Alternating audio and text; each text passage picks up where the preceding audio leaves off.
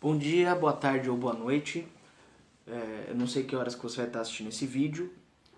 Professor João de História aqui falando com vocês, nesse momento aí de afastamento e de isolamento, né?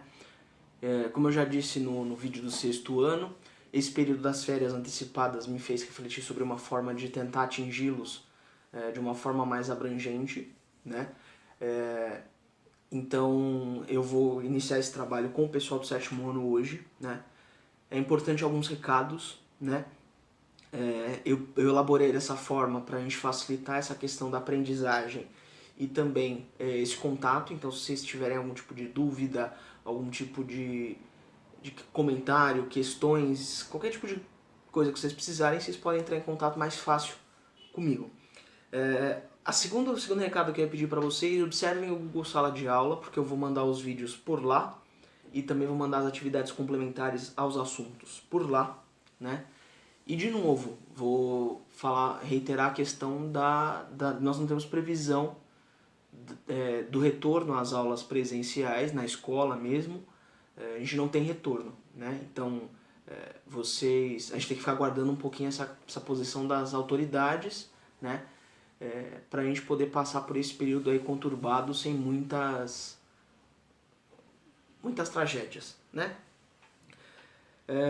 E aí como é que a gente vai fazer, como é que vai funcionar? Eu vou montar as aulas, né? Nesse primeiro momento eu vou fazer uma revisão aí, fazendo um apanhado do conteúdo que a gente trabalhou, para refrescar a memória, porque eu acredito que o pessoal aí parado essas semanas na sequência podem ter causado aquela leve amnésia natural de afastamento, né? E depois a gente segue o conteúdo na sequência, tá?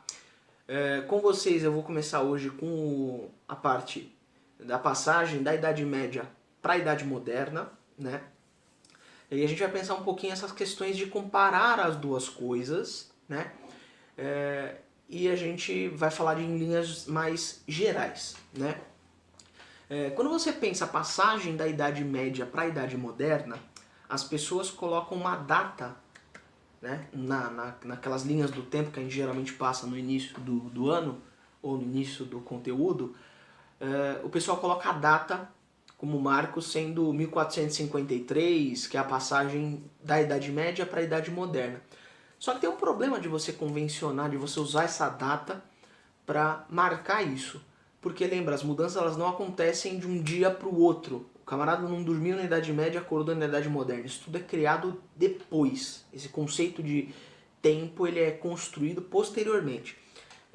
Então assim, como é que era esse mundo medieval e como é que começou a se tornar esse mundo medieval ali na passagem do século XV e do século XVI, e que entramos aí nesse mundo moderno que é muito próximo com o que nós temos hoje, né? E não que o mundo medieval não tenha trazido coisas que nós temos até hoje, tá?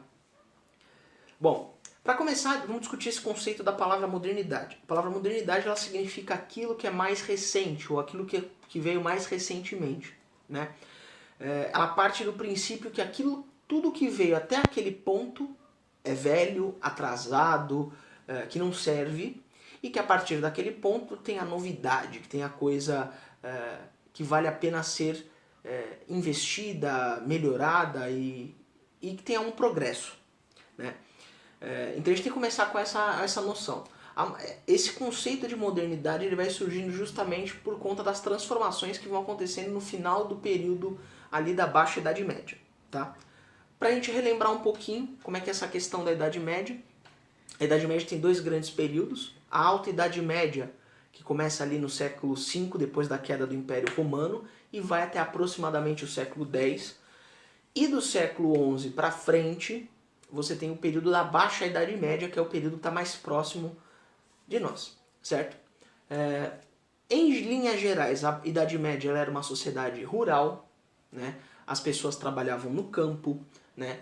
A igreja controlava muitas das situações do cotidiano, a igreja também auxiliava a divisão social que você tinha, que ela era bem rígida, né? É aquele desenho da pirâmide que eu faço na lousa. Você tem os membros do clero, que são os membros da igreja, né? Nesse primeiro momento, aí, no mundo medieval, a gente vai trabalhar com o conceito de igreja, a gente pode pensar o conceito de igreja católica, né? Esse termo católica vai surgir depois, mas a gente pensa em igreja, a gente está pensando nesse conceito. No segundo grupo social você tinha os nobres, né? Ou os senhores feudais, podem aparecer esses dois termos.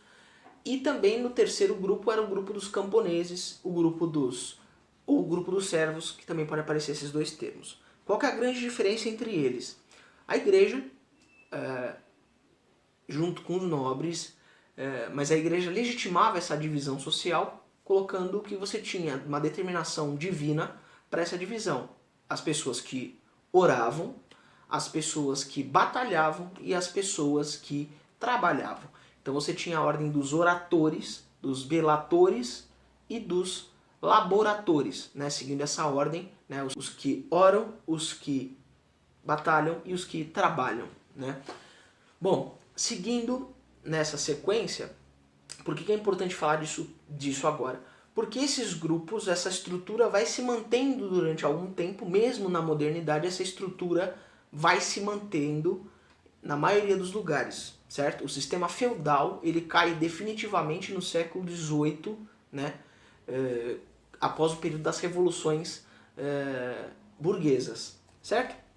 Bom, então a Alta Idade Média, ela era, você tinha uma série de feudos menores. Feudos vão ser aquelas unidades, aquelas propriedades rurais, onde você tinha uma igreja, você tinha um pequeno castelo.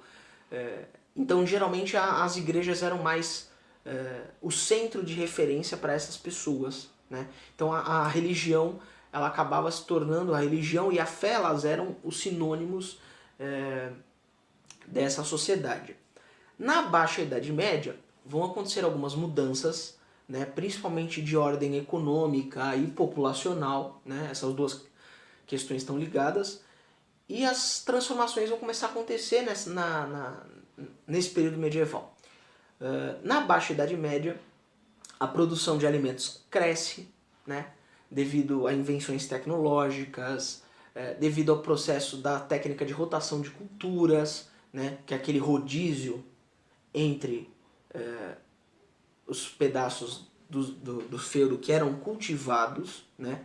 A cada 3 anos você tinha um pedaço das plantações que ficava em repouso, ou seja, você não tinha nenhum tipo de plantação, né? E com isso começaram a sobrar muitos alimentos, as pessoas começaram a se alimentar melhor, começaram a ter mais filhos, as pessoas começaram a ter uma vida um pouco mais extensa e começou a ter um desenvolvimento populacional muito grande e surgiu um grupo que estava fora dessa ordem do clero, da nobreza e dos camponeses, que vão ser os comerciantes. E os comerciantes vão receber um nome posteriormente de burguesia, né? Os comerciantes, eles eram esses, num primeiro momento, camponeses que tinham autorização do seu senhor feudal para ir vender os produtos que sobravam, os excedentes, em outro feudo. Então, começaram a surgir as primeiras feiras, e aquela sociedade rural que você tinha até então, ela vai começar a se transformar. As feiras vão deixar de ser temporárias e vão começar a se tornar pequenas vilas e pequenas cidades que vão ser chamadas de burgos, né? Onde você já tinha esse ponto de comércio mais fixo. E aí é por isso que o pessoal chama de renascimento comercial e urbano, né? Isso na Baixa Idade Média, que é esse período mais próximo da gente, entre o século XII e XIII, mais ou menos. Quando começa o século XIV, você tem cidades maiores, você tem os feudos já não são mais tão fragmentados, você tem pequenos reinos, mas você ainda tem um sistema feudal onde você tem uma intensa rivalidade entre os nobres, né? Então você ainda não tem um Estado centralizado no contexto que a gente pensa hoje, né? Um Estado com uma figura central. E durante a Baixa Idade Média vão começar a surgir essas pequenas mudanças, né? A Baixa Idade Média vai ser marcada aí, o final da Baixa Idade Média vai ser marcado pela peste negra, né? E pela Guerra dos 100 Anos, né? A gente vai falar um pouquinho mais delas na sequência, principalmente da Guerra dos 100 Anos, quando a gente for falar da unificação, da formação das monarquias inglesa e francesa, né? Que é o nosso próximo assunto. A gente vai focar um pouquinho nessas formações desses países. E dessa forma, a passagem então aí do século XIV para o XV, você já tem esse conceito que a gente volta do início, que é a questão da modernidade. O que era moderno? Era justamente essa questão do comércio, era essa questão de você ter uma sociedade mais urbana, de você começar a ter experiências científicas bem tímidas, assim, pensando no conceito de ciência, não essa coisa moderna que a gente tem hoje, mas de você experimentar, de você testar as coisas, né? E isso começou a mudar esse pensamento desse homem do século XV, do XVI. De novo, lembrando que não mudando todo mundo a todo momento e na mesma hora, certo? Porque isso demora muito tempo para acontecer. Então, para esse pessoal, esse conceito de modernidade estava muito ligado a esse desenvolvimento comercial e esse desenvolvimento urbano, que essa sociedade passava a ser a novidade. Então, os comerciantes passaram a ser uma classe social que estava ali naquele povo, né, naquele grupo dos camponeses, mas que ao mesmo tempo eles não eram camponeses, né? Então essa visão de que era moderno, que a modernidade começava a partir dali, vai surgindo a partir desse desenvolvimento, tá? Então o que vai ser considerado moderno? Vai ser justamente esse alinhamento dos países começarem a se formar, esse alinhamento de você tentar buscar rotas melhores de comércio. Vão surgir os maiores questionamentos à ordem da igreja, né, no sentido principalmente da questão da influência política da igreja em algumas questões e a questão de acumulação de riquezas da igreja vai surgir ali no século XVI. Uma mudança também principalmente no sentido de pensamento, né? No sentido de tentar testar as coisas e que o homem passa a ter capacidade de investigar todas essas coisas com o uso da razão. A gente vai, que é uma parte do pensamento do renascimento cultural, né? Que ele começa no século XV, final do XIV, XV e a maior parte dele é no XVI, e que a gente vai trabalhar ao longo aí do ano, né? E aí voltando na palavrinha modernidade, a gente tem um problema sério que é o quê? Modernidade. Então significa que qualquer coisa que não esteja alinhada com a modernidade é atrasada. Se ela é atrasada, ela tem que ser superada. Se ela não for superada, a gente pode tentar dominá-la. Então esse conceito de modernidade ele vai pegar dois pontos aí. O primeiro deles, a própria questão do desenvolvimento das sociedades, né? Então, você cria essa noção de que o que é moderno é um progresso, é contínuo, é uma evolução. E ao mesmo tempo que todas as sociedades que não tinham esse mesmo conceito de modernidade, né, esse mesmo modelo de sociedade, para esses europeus que estavam buscando novas rotas de comércio, para esses europeus que começaram a se interligar com povos da África, da Ásia e da América, esses povos que não representavam esse mesmo modelo de cultura, eles eram considerados atrasados. E muitas vezes esse conceito de modernidade facilitou e justificou os domínios que os europeus desempenharam em vários desses lugares. Certo? Então, só para a gente poder fechar, então a modernidade vai ser justamente o início desse crescimento da importância das cidades, o início da vida urbana, do comércio, e justamente essa mentalidade de superar essa sociedade rural, extremamente religiosa, o que não é um problema, é só uma questão de que eles queriam se distanciar dessa sociedade, eles queriam se afastar dessa sociedade para tentar criar um modelo próprio, diferente do que você tinha até então, certo?